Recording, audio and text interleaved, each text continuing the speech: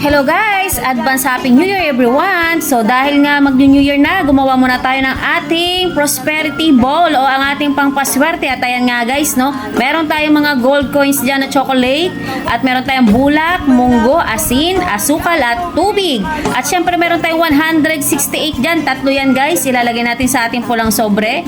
Yang gold coins na chocolate, 20 pesos, 8 peraso. At meron tayong tatlong gold foil dyan. Syempre meron tayong orange dyan guys. Yan. At syempre 12 pieces na eggs. Ayan. At meron tayong bigas sa isang malaking bowl nating babasagin. At syempre meron tayong 12 na laurel. At ayan na nga, sinet up na natin ang ating mga eggs sa ibabaw ng ating bigas. At ayan, ilalagay na natin yung ating 168 dyan para sa ating sobre guys, no?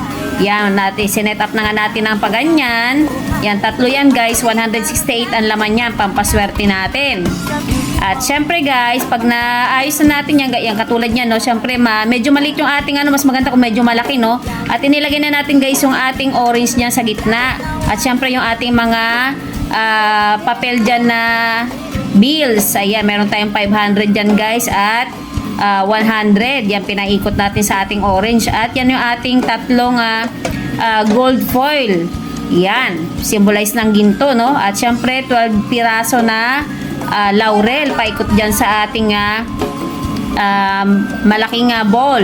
At yung ating 20 pesos coins, 8 peraso yan, sinet up na natin ng ganyan guys, no? O diba? At yung ating 12 pieces na gold coin na chocolate, ayan, nabibili natin yan sa grocery guys. Kitang-kita naman, o kita mo naman, o diba?